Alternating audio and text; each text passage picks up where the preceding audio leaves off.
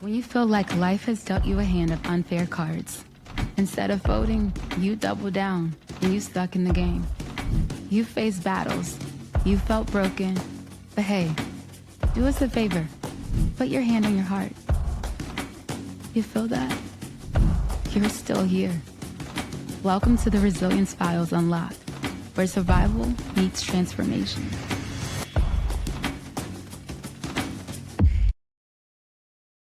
Welcome to the Resilience Files podcast. We are back. I'm your host, Carrie Bernuns, actress, stunt woman. This space was created for honest conversations about survival, healing, reinvention, and the quiet strength it takes to keep going when life doesn't always look like what you imagined. Before we begin, I want to offer a trigger warning for this episode. This episode includes discussions around self-harm, abuse, childhood trauma, but also overcoming. So if you need a moment, please take care of yourself while listening to this episode. And as a reminder, we are not therapists. We are survivors telling this story, shared lived experiences to inspire others. This show is meant to amplify voices, not to diagnose or to provide clinical advice. I am so honored that we have such a lovely young guest on today. As we do in the lovely manners of the Resilience Files podcast, we love to read our guest essay. Our guest today is only 13 years old, and she has shared such a vulnerable story in her young life's journey. And I believe that this story is going to inspire so many young youth and maybe also give some nuggets to a parent that's out there or a guardian or maybe your grandma, grandpa that wants some advice on how to understand your young person. So without further ado, Millie wants to read her episode on today. So we'll let Millie take it away. Hello, my name is Millie Thank you, Waters. Millie. I'm 13 years old, and when I was 10 to 12, I struggled a lot with things such as suicidal ideation, self-harm addiction, and anorexia. Before I begin, I would like to say if you're struggling with any of these, I hope my story inspires you and gives you a bit of hope. If you have been thinking about suicide, please text or call 988 Suicide Prevention Hotline, as they are available 24/7, and they have helped me through some of my most intense moments. There are people out there like me who care about you, and you are not alone, even if it doesn't seem that way. Now here's my story. I grew up with a pretty chill mom and a punk rock dad. I was an absolute social butterfly, the biggest ball of sunshine you'd ever meet, always wearing a smile on my face, but somewhere inside me I've always been different. I was bullied by two girls who I thought were friends most of my childhood, without even knowing it. I moved schools, hoping for a better end to my elementary years in 4th grade, which is where it all started. I was bullied right off the bat. Blue hair shampoo with a pixie cut, gapped teeth, loud, and I really only had two friends. One of which got mad at me for everything I did, and the other one also got made fun of, but didn't really care. The teasing was light in 4th grade, but little did I know what was ahead of me the next year. In 5th grade, I was very mature for my age. Having been different my whole life, I had learned to mask who I really wasn't and mold myself to fit into social norms. It was and still is hard for me to fit in. The kids seemed to be more mean that year. I did make one true friend, and he was just amazing, and I loved that he was there with me, but the bullying was continuous and no one was doing anything about it. I vividly remember I would sob and beg my mom to let me stay home from school and leave my bag at home so that we would go back and I would be late. Eventually, I gave up trying to help myself, so I spiraled down into depression, along with suicidal ideation. And as an 11-year-old saying, I think I have depression, that can feel extremely belittling. How could someone so young deal with something so serious, right? So I kept it to myself for a very long time. And the summer of that year is when I got addicted to self-harm. I did not think that I was valid for feeling that way. I didn't even know that it was a thing. I felt like I was the only one in the entire world going through something like that, feeling like that in a world surrounded by people who look like they don't have a care in the world can be really scary. I did my best to hide it, but it was not easy to hide. So my parents found out. I had to tell them everything that was going on, and they took me to the hospital, and that's when the doctors talked about putting me in a mental hospital, and that was terrifying. I was carefully watched after that and going to therapy once a week, which kind of helped me, I guess. It was nice to be able to speak about my feelings without feeling judged. I transferred to a new school in 6th grade, hoping that this year would be better. The first couple of weeks, I actually sat by myself at the lunch table as if it were a movie. Like, actually. I ended up eating lunch in the bathroom and watching plagiarized downloaded South Park episodes on my phone. The schoolwork was overwhelming and everyone seemed to have a friend except for me. Later in that year, I became friends with the popular girls and started to change everything about myself once again. One girl in particular who wanted to be friends with me, I later found out was very unstable. Vape addiction, was in psychosis, and she had sexually assaulted me. I did my best to I did my best to help her, but what I learned is that you can't push your own issues to the side to help someone else. I told an adult and was met with the classic, "You're both kids, she doesn't know any better." And if you've ever been told this, you are valid. And that is not an excuse. As one may assume, we stopped being friends and I spiraled back into depression very, very hard. I had insomnia, I went back into self-harm, got anorexia, and I was isolating myself and losing touch with reality. It was the scariest thing I think I've ever witnessed. My parents and I took yet another trip to the hospital and a couple more months of therapy. When the new year came around, I made a new friend, and this girl was artistic, and it seemed that she could be herself no matter what, and that kind of made me feel like I could too. That gave me hope and pulled me out of that hole, at least for a little while. As the school year came to an end, I started feeling myself falling down again. I had started taking voice lessons, and my vocal coach told me about a play that her kids were auditioning for. I have only really ever done TV acting, so this was new to me, but I decided to give it a try.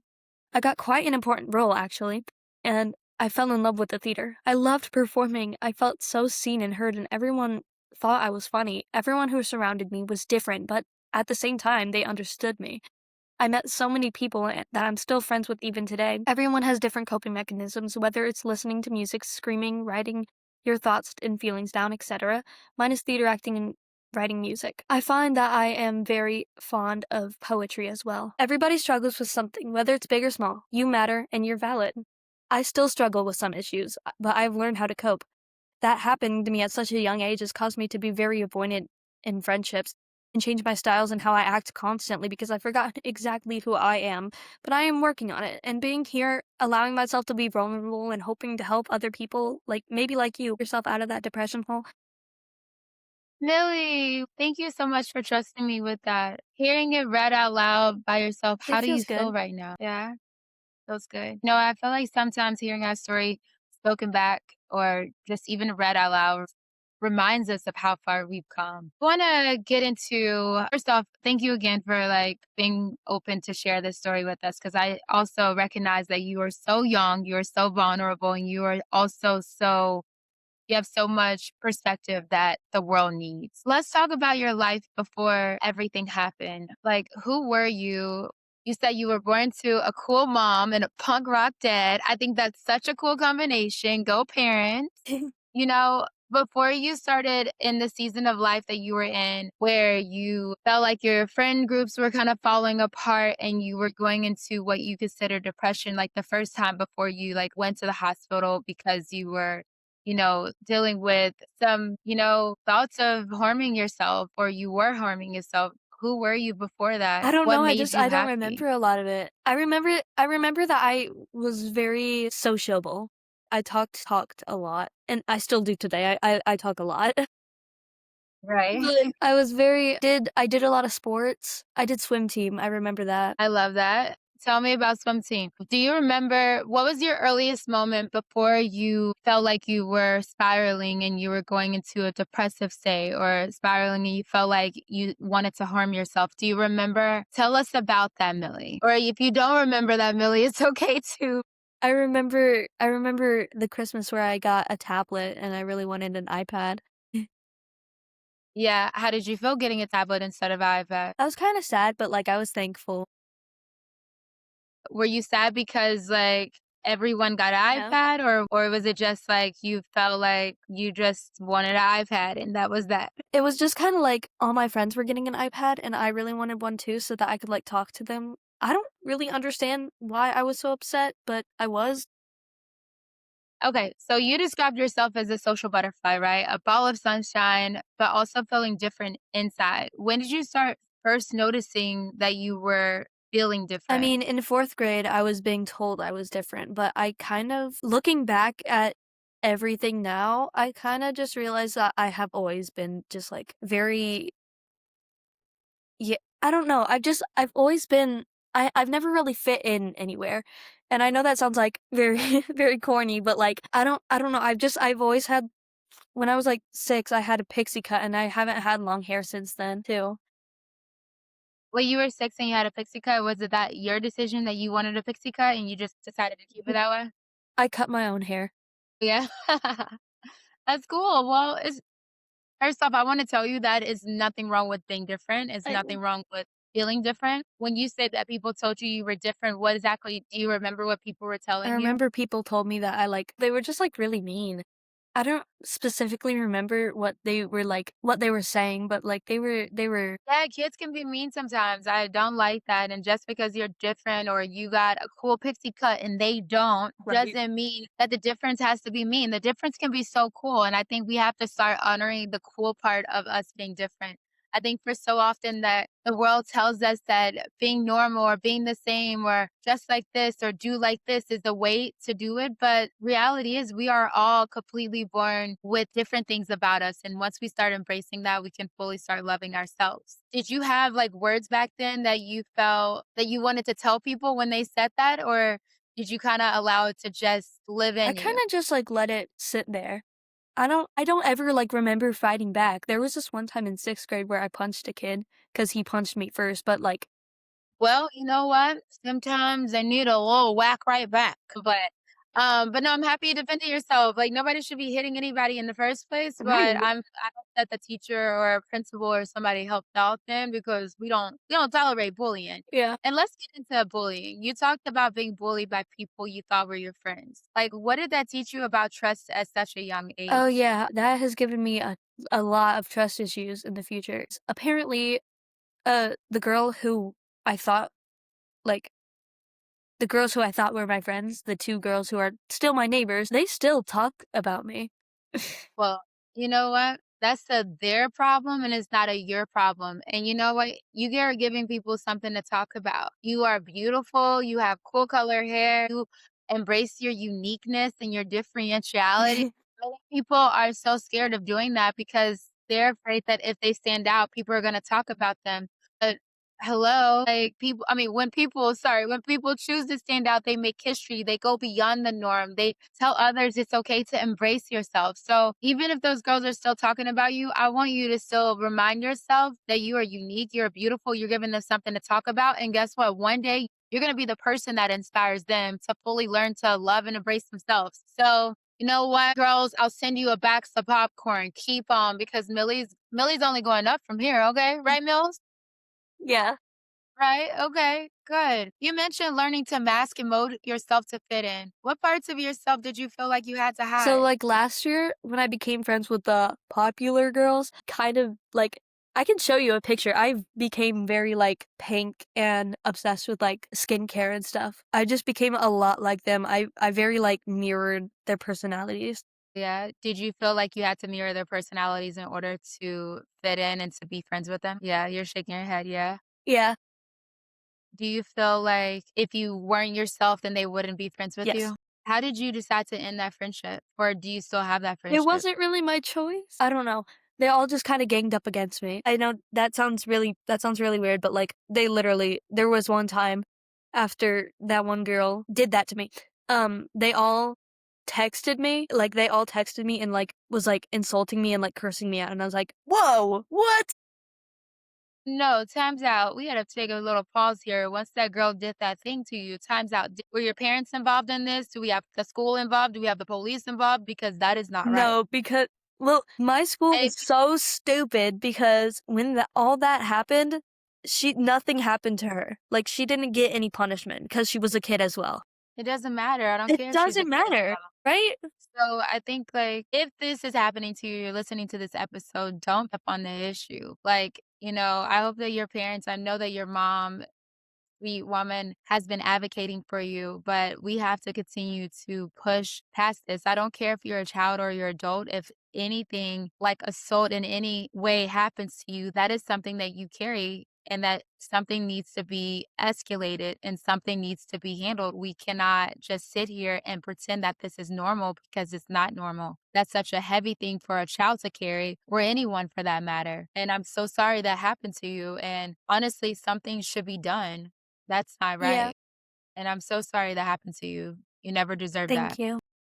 Absolutely. You said something about telling yourself that I think I have depression, and you felt like it was belittling because of your age. What did it feel like carrying those type of thoughts Well, alone? my dad, told me once about like how he had depression at like 16. So I felt like if I had depression and I was 11, being that young and having depression, I thought that was not a thing. I thought that I couldn't have depression, like there wasn't a possible way. Yeah. But you don't have to be a certain age to be in I pain. know. I didn't know that then. Yeah, absolutely, and I'm sorry you had to carry that. What was it like? Like, was there a part of you that wanted someone to Yeah, notice? but at the same time, if someone would ask me if I was okay, I would just be like, "Yes."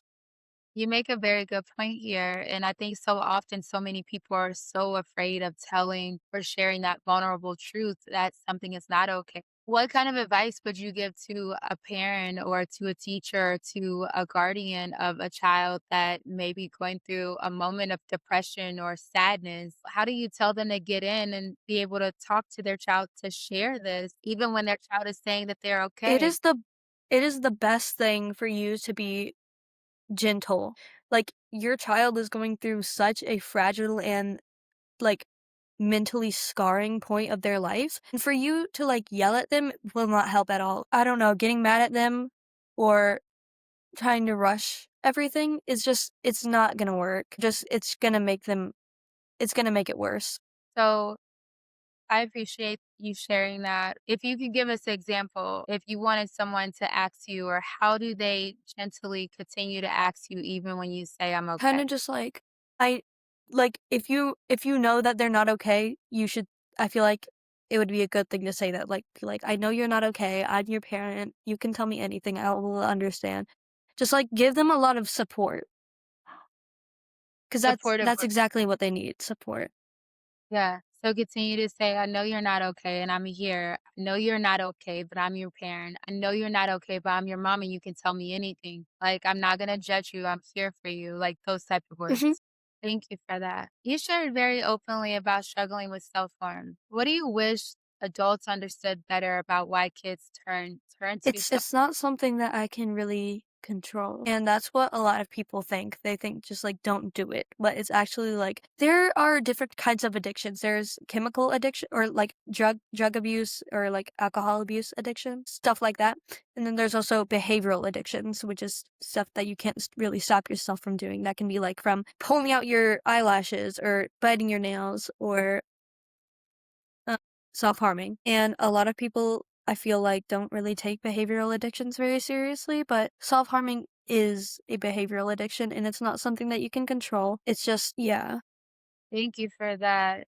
When you say you can't control it, but do you believe there's triggers that come prior to it Yeah. happening? What type of triggers during that phase of your life triggered you going into self-harm? Well, for me, it's very different for everyone. Everyone has different experiences, but for me, it was kind of just very intense moments because my emotions go like a seesaw.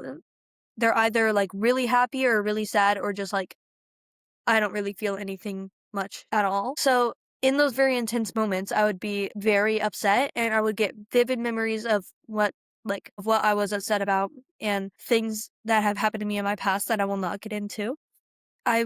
It would just kind of like, I feel like I would trigger myself. I would kind of be like, I would kind of make myself kind of, I don't know if that is the best wording for it, but like, Yeah, I think what you're saying is like you would have these memories of the things that happened in the past, and they would probably upset you, and you were thinking on them so much that it made you upset and angry.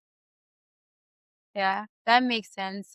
So often we like reflect on the past and we get upset and angry about things or the way they went and wanting things to change. But sometimes it's very difficult to let go of what has happened in the past or forgive our past selves or forgive people that have hurt us. But it's also essential for growth and to be able to live a more peaceful life. And I always say you don't always have to forget, but it's important to forgive. And the forgiving is not just for it's not for the person, it's for you. So you don't hold on to that emotional weight. When your parents found out and they took you to the hospital, what emotions were you feeling? Were you upset and angry with them? Were you happy? Or how were you at that moment? I was very scared. Like, I was hopeful, but I kind of just felt like It was my first time going through that, so I kind of felt like there was no hope for me to get better from that, and that was just terrifying. Like, I would have to go through that all just to not get better. Yeah. Oh, I'm sorry. It sounds like it does sound scary, but it also sounds brave. And I applaud your parents for loving you so much that they decided to get you help. I think so often people ends up in situations where no one receives any help at all, or worse, terrible happens, but your parents loved you and they wanted to get you help. When you were in the hospital, was there anything that stuck with you on what the doctor said or therapist said that you feel like another young person needs to hear? Or, maybe you can share your hospital experience with us if you remember or if you feel comfortable. It's no pressure, but when your parents took you to the hospital, do you remember what they said or what the doctor said and how they wanted to help you? I remember I was in a hospital gown and they gave me an apple plushie and they talked to me a little bit and I wasn't the most open with them, but then they brought in a psychiatrist and he was just threatening that like if you don't cooperate, we're going to send you to a mental hospital, and that was so terrifying to me. Yeah. I mean, my parents were trying to be supportive. They were like, "He's a psychiatrist, he knows what he's doing." Or, "He's a psychologist, he knows what he's doing." But my gosh, I was scarred. I hated the thought of going to the mental hospital. Yeah. So do you remember what decided for them not to take you or to take you to the mental I hospital? was kind of I said that I would literally I would do anything to not go. And so they put me in therapy for a couple months. Do you feel like therapy Yeah, helped? sometimes it was inconvenient. What was the inconvenience part for There were you? a lot of things that I wanted to do, like after school events or like before school events. It would very enter a lot of my other schedules. I'm very picky about that. So it would just it would ruin some of my other schedules and ruin some of my other plans. And it was just, and I would be in a good mood. So I would have nothing to talk about. Yeah, I understand. I think during that time of your life, consistency was probably the most important thing just to Yeah. ensure that you were supported. I appreciate you sharing that with me. You talked about eating lunch alone and in the bathroom. What's going on in your mind during that I time? actually wasn't too mad about that. I didn't really want to be friends with anyone after the previous year. Yeah, that makes sense, I don't but really remember that portion. It was the very beginning of 6th grade, so I don't really remember. yeah. I mean, did you wish someone would have said something to you or invited you to Yeah, lunch? Have you ever went up to someone and just said, "Hey, can I eat lunch with you?" I Now, grew in I grew into being a very shy person, like, I had to use a whiteboard to talk to people, like, at the end of 5th grade. yeah, I understand. Or do you still consider yourself a shy person now? No, no, not exactly, no. Yeah. That's cool. I kinda wanna get back into one point right quick because I just feel like somebody listening today may feel, like, invalidated by the way the adults responded to you in a situation that involves sexual assault, and the fact that the adults said that you were both kids. I believe you deserve to be believed and to be protected. What do you want other kids to know if something happens like this to If them? something has happened, if you have gotten sexually assaulted by another child, that gives the adults in that situation no right to say, "You're both kids. She didn't know any better," or "He didn't know any better," because you are also a kid, and I don't think that you would sexually assault someone. Their age has nothing to do with it. It's the way that they've acted. And the way that they acted was they sexually assaulted someone, and they should be held accountable for that. So just know that 100%. you are valid and you shouldn't just Yeah, they are validated. Thank you. Shame on those adults, shame on that person, and I still think that you should do something. I'm gonna send you all an email when we finish, but I still think that something has to be done. Like, Mhm. it's not right. You shouldn't have to live with this, and this same kid could go around doing the same thing, and they can grow into an adult doing the same thing, and that is harmful, and no one deserves that. You never deserve that, Millie, so I'm so sorry again. Okay. You were talking about finding a safe friend, about, like, meeting a new friend who made you feel safe to be yourself. You said they were artistic. What was different about that They friendship? kind of just allowed me to be myself around them. I'm no longer friends with them today, but they definitely made me happy. And when you say they made you happy, like, were they just they allowed you to be yourself, you said, right? And they were themselves. Do you feel comfortable sharing why you all are not friends today? So this year I made a new friend and me and that friend got into a big argument, or not really an argument, but like it's a lot. It's a lot. And I'm very upset about why the way that that person acts. It just makes me it doesn't matter, but um the person who was friends with me last year and all of their friends who were kind of my friends, I guess. I don't really hang out with them much anymore. They all took the friend that I'm no longer friends with side, but yeah, they don't talk to me anymore. Well, I'm sorry. I will say this, as you grow older, you're gonna continue to set more boundaries on friendships that matter to you and people that make you feel safe about being yourself and people that make you feel protected and people that are not about picking and choosing sides, and whatever happened, I'm sure you made the decision that was best for you.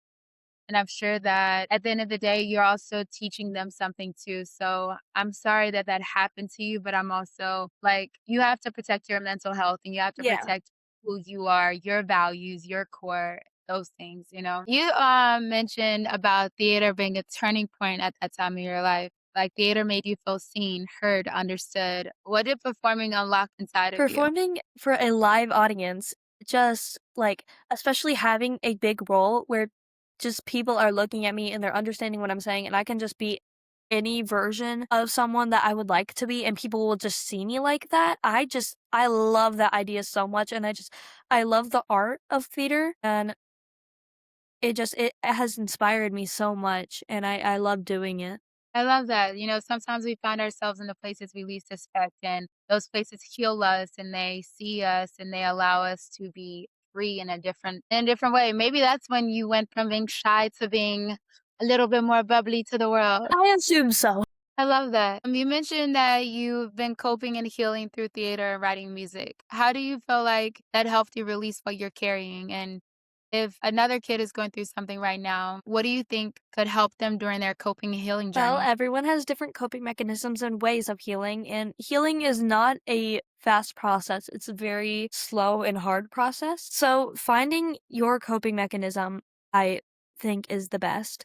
Like, finding something that brings you joy.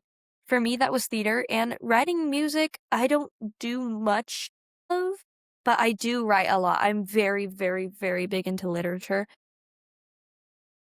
So, I love for writing and poetry, I think is a great coping mechanism because it helps you get out, it helps you convert your feelings into words. That's beautiful. What does a hard day look like for you now compared to before now that you've started learning coping and Hard day healing? for me is that it would look something like I would only come out of my bed when I absolutely have to for like using the restroom or something. I will like not go to school sometimes. Like I said, I still struggle with some stuff just cuz my emotions are I'm pretty sure I'm not quite sure because it wasn't fully diagnosed, but like I have a chemical imbalance in my brain or something. But Mhm. my emotions get very out of hand sometimes, and some days I can't really find the strength to go to school or interact with other people. So, sometimes I'll just stay home and, just kinda rest, and I write poetry even on good days. I write poetry anytime, and it makes me very it lifts my mood a lot. 'Cause for theater, I can't always go to a rehearsal, but poetry is always there for me to write my feelings down. That's really good. And I think that's growth, even if it's not perfect. But you're like no more self harming, right? So, like, the worst of it is just like trying to get out of bed at those I'm moments. 7 months and something free of self-harm. You better go, Millie. Yes. So proud of you. I'm so, so proud of Well, you. thank you. That's beautiful. Yeah. Absolutely. You said you're still figuring out who Millie really is. What are you learning about yourself right now at this Well, moment? I know for a fact that I am a energetic person Yeah. and that I like literature a lot. I will still sometimes mirror other people's personalities without like realizing it. But in truth, I just think that is because I want them to like me. Yeah, I think a lot of people do that. A lot of people lean into what other people are doing because they wanna belong. They Yeah. wanna find community, their tribe. And I think that with time, you will find that community, you will find that tribe. Instead of mimicking whoever, you're gonna say, "I can be Millie. I could be myself, and they're gonna love me just the way I am, and I fit in because, I'm different and they're different, and we embrace our differences." What do you love about yourself I today? really like my hair. My hair is priorities. Yes. I am very proud of my writing skills. Mhm. Like I can write very fast. Love that. Okay, okay, Millie. Mills with the pen, Mills with the writing. Okay, look, artists for sure. A young person is listening to this right now and they feel the way you once felt. What would you want them to You hear? are not alone. I just hope that you know that. Even if it feels like that, you are not alone. And there are so many people out there who love you. Whatever religion that you believe in, if you even believe in one, I'm sure that higher being loves you very, very, very much. Yeah, you're not alone. And things do get better. They absolutely do. I love that. Thank you, Millie. And my last question for you today would be if you could sit with younger Millie for a moment, what would you I tell would her? tell her that it's gonna get better and for me to just push through and that life is not easy because, I mean, I don't think anyone had told me that back then. So I think that if younger me could hear that and like, yeah, I don't really know. Yeah. I think that's beautiful. I think that matters and I think younger Millie would appreciate hearing that. Really, your story matters, your voice matters, and the courage you have at 13 is extraordinary. And I just want to thank you so much for just being so trusting with me and with the Resilient Spouse podcast on sharing your story. And I know it's going to encourage so many people. Truly appreciate it. Do you have any music out? How can we support you? How can the listeners tune in or are you writing anything? If not, we'll look out for you in the future. Don't you worry. So if you want to, you don't have to. You could follow my TikTok. Okay. What's the TikTok? I'm like 99% sure it's maggot eater in all lowercase, but it might not be. It could be uncooked tater tots. No, it's I love Elasmo Brankies too. Okay, we're gonna put that in the notes on wherever you hear podcasts, you will be able to find Millie's TikTok. Millie, feel free to share you can show your TikTok now, but I will put it in the notes below. You can send it to me. I love it. Beautiful, beautiful. I'm so excited I'll follow you as well. If someone's listening today and you're young and you're hurting, I want you to know that you're not broken, you're not alone, and your future is still wide open. If this episode resonated with you, please share it with somebody who needs it. Follow the Resilience Files Unlocked on all platforms and email us at resifiles@gmail.com if you have a resilient story you'll like to share. Until next time, stay strong, stay healthy, stay hopeful, and keep the resilience alive. You got this.